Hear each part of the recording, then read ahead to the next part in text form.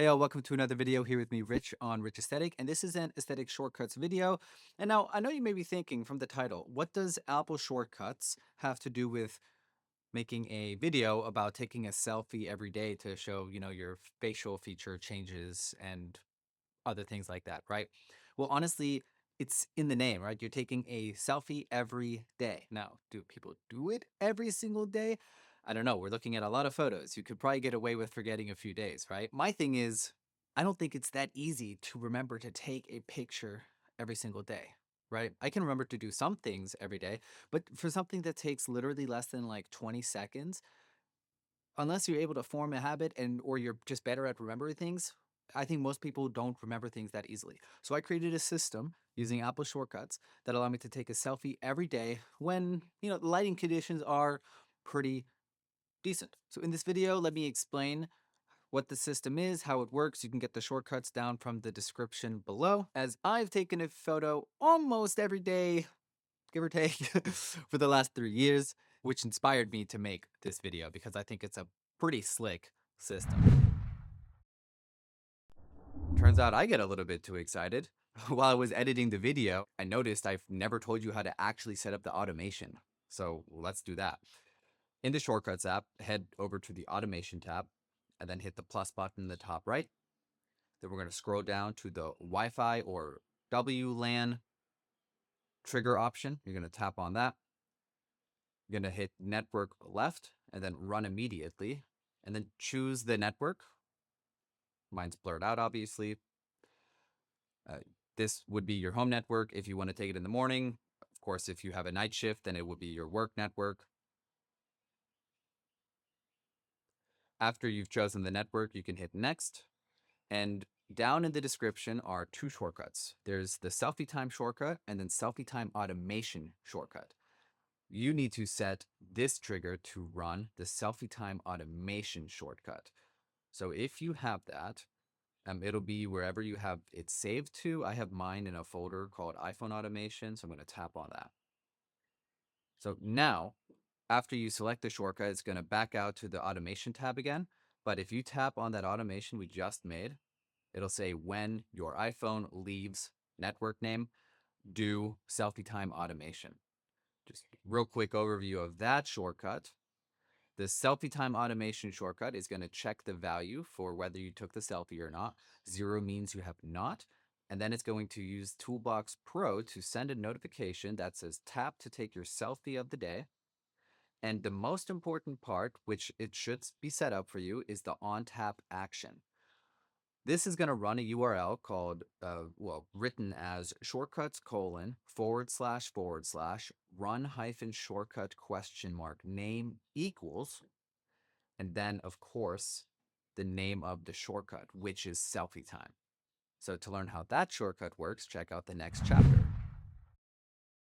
Going through the shortcut, the first thing it does is, if it is able to run due to not having taken a selfie today yet, it'll show me my most recent selfies. So at the end of the shortcut, it does save the selfie twice. So it'll show me the most recent one, so that way I can build on to any actions that I may have started, like bringing up a thumbs up or, head movement, things like that.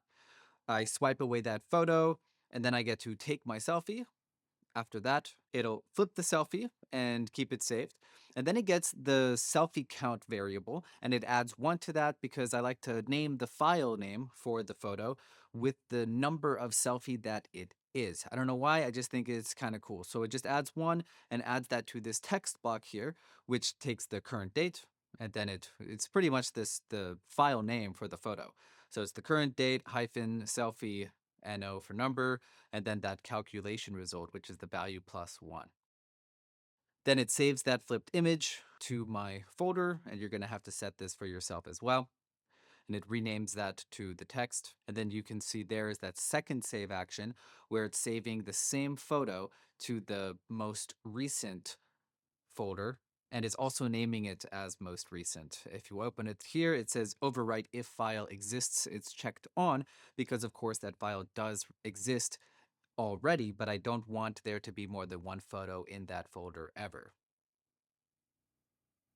Then it sets the variable for today's selfie taken to a 1.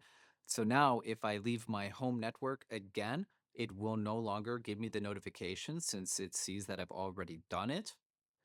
It also updates the daily selfie count to that calculation result earlier where it added 1 to it. And then for fun, for myself, it adds an event to my daily selfie category, I think is what they're called, inside of an app called Chronicling. And Chronicling is an awesome app that I want to make a review about where you can pretty much track anything. Just a quick look, Chronicling, for those who are curious, kind of looks like this. And here you can see my project category with the daily selfie. So I'm at an average of 22 selfies a month, 969 total selfies. Total this month is 29 with an average of 1 a day, which is perfect. Now, I'm assuming you're watching this video because you want to do a project like this. So the links to Toolbox Pro, Data Jar, the shortcut itself that I call Selfietime, all of that is down in the description below. So make sure you do download those. You will need all 3 of those apps. This video doesn't go into fully setting it up or anything. So hopefully you do know a bit about shortcuts. But if you need any help, leave a comment below. I respond to all the comments, so I will be able to help you get it all set up and working. So some general practice, you're going to want to have some good lighting. Got some light here. I could be taking these selfies inside if I wanted to. I've got nice, very even lighting, but I don't want to take the selfies inside. So outside's a great bet. Even in hazy conditions, you will probably have decent lighting. Now I can see if you have like a night shift, so you're heading out and it's already dark outside, this setup may not work for you. But if you're leaving your work and you have Wi-Fi there, or at least good GPS conditions, you could just set up the trigger for when you leave your work Wi-Fi. And it's all the same effect, right? You would get the notifications shortly after disconnecting from your work Wi-Fi. So give it some thought as to how it would best work out for you. Now, I decided on taking the selfies outside because I wanted to not only see, changes in facial appearance, but also kind of the changes throughout my, living conditions, as in like where I'm living in the city. So my recent neighborhood, I really like it. It has some nice vegetation. It's not downtown.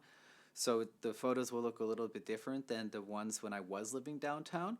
Also, you get to see the seasons, and if I ever move to a more tropical climate or an even more, like European harsh winter climate, I would be able to see that in the photos. So that's one creative spin I'm putting on it. Another thing you can do is, like I mentioned earlier, is adding actions or like written text or anything like that into the photos. So like the first one I'm playing with is just bringing up a thumbs up. You can also make your head go in all kinds of crazy directions. Something where in the stop motion-esque style of the video will add some flair. You can bring up a notebook and write in a new letter every day, or even just do a drawing where you add on to it day by day. Cool things like that. Pretty much anything's possible with this, so kind of have fun and be creative with it to make it unique to you and your own style. This video doesn't go technically into how to edit it, but some suggestions would be to use a program where you can have layers in your video timeline. iMovie would not work for this, but a free app like DaVinci Resolve or Clipchamp or Canva might. So the idea would be your main storyline, which you're seeing on screen, is where all those photos would go, but then you would have one photo above that, which is going to be perfectly aligned where you want your eyes to be in the video. Then you're going to turn down the opacity in that photo so that way you can see through it, right? And then you're going to go back down to the main storyline where all those photos are showing up for the second or 2 seconds that they appear. I would go with the second or faster to, have a better tempo to your video. But then you're going to want to line up those images with the top image that you have lowered the opacity on. So that way your eyes are always going to be in line. What this does, since this is a video where people are most likely going to, at least on the first watch through, be watching your eyes, allow them to more quickly focus on each new image so they can really see the changes in their peripheral vision, because they're going to be keeping eye contact with you for the most part. If your face is jumping all around like crazy, it's going to be harder for them to stay focused, and that just means that objectively the quality of the video is lower. So even if you have the perfect lighting and all that, the more time you spend on lining up your photos, the better the overall quality of your video will be. Remember, the key thing is for you to have fun with the video. The more fun you're having with creating it, the more fun your viewers will probably have watching it. With that, I hope you enjoyed the video. If you did, consider hitting that like button and subscribing. And until the next one, Rich Aesthetic out. Peace.